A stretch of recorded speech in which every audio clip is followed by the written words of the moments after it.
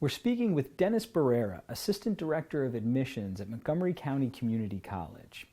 Dennis has already told us a lot about community colleges and about Montgomery County Community College, and now we're going to speak with him a little bit about the pieces of the application. All right, happy to help. Great. Dennis, a requirement at many colleges and universities is testing, specifically the SAT or the ACT.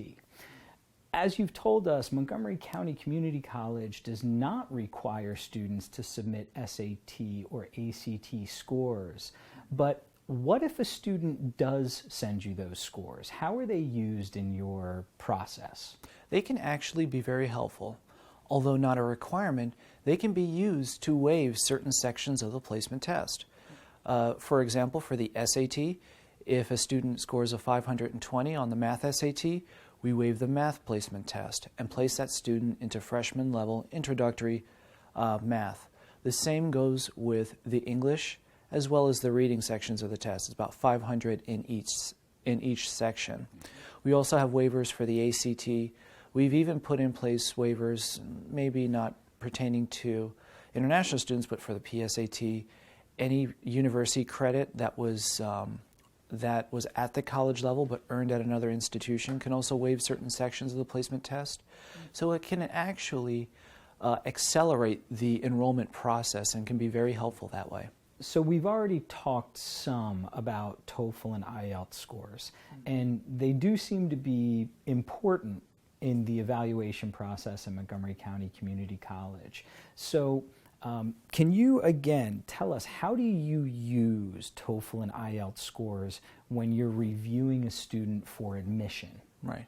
What we do is we take the scores, and then you can see this on the application as well, as you'll see the different bands of where a score would fit and exactly what level of ESL we would prescribe for that student. It could start off with something very basic, to something more of an intermediate level, to something that's even more advanced. And even if the students score or earn a score high enough, they could be waived of ESL completely altogether. But it helps us communicate with the student and let them know that they may need perhaps a semester or two of ESL before they can enroll in the associate's degree program, or to let the students know that no ESL will be required at all, and they can simply enroll in freshman level English courses.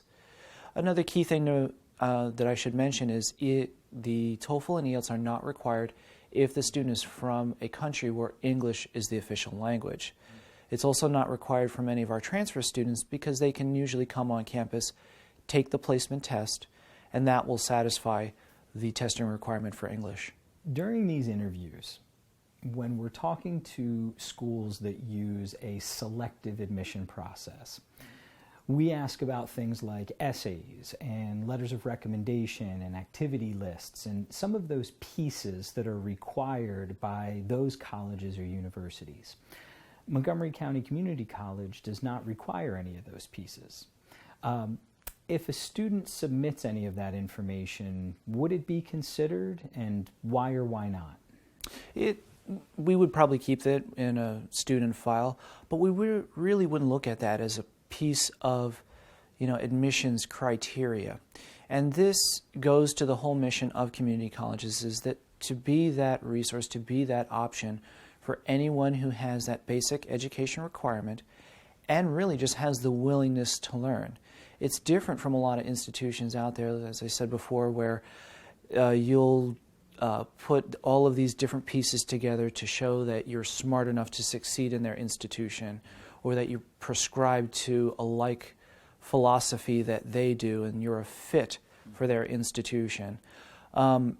As we become this option for a lot of students who just have this willingness to learn, we become something that says that, yes, you can achieve you can achieve your dreams. You can receive a good quality education and meet your own goals. Similarly, does the college factor demonstrated interest into the admission decision?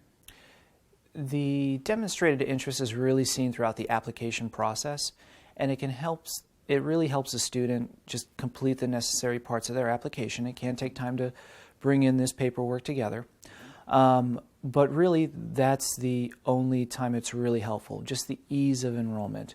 So we've had some students, they'll visit our campus on a tourist visa.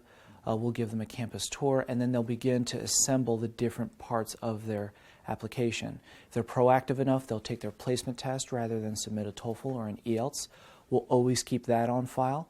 And when they're ready to maybe go back after their vacation, they're ready to come back, enroll, register for classes, and start their first semester. Those that are really proactive, show that demonstrated interest, that ease of enrollment just happens so much faster.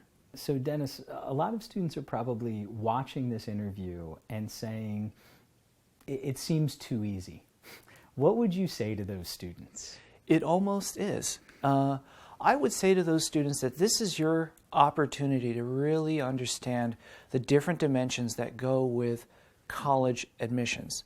Change your perceptions. It doesn't necessarily have to be this anxious process of getting your grades together, sitting for all these tests of English and math and reading, writing these long-winded essays of personal conviction, going to various people to ask for recommendations and assembling all those together, paying an exorbitant fee, and then dealing with the nerve-wracking process of whether or not I was accepted into this institution. You can subvert that system, go into a community college or any institution with an open admissions policy, earn college credit or go through your developmental courses, then earn college credit, graduate, and get to that destination that you were always trying to get to begin with. Earlier in the interviews, I mentioned that we have alumni right now who are getting their bachelor's degree who never submitted any of these criteria, but they get the same degree piece of paper, they get the same career resources from these other institutions, and as I said before, they're making their dreams come true. So change your way of thinking on college admissions. That's what I would tell them. We're going to take another quick break, and we'll be back for our final portion of our conversation with Dennis in just a second.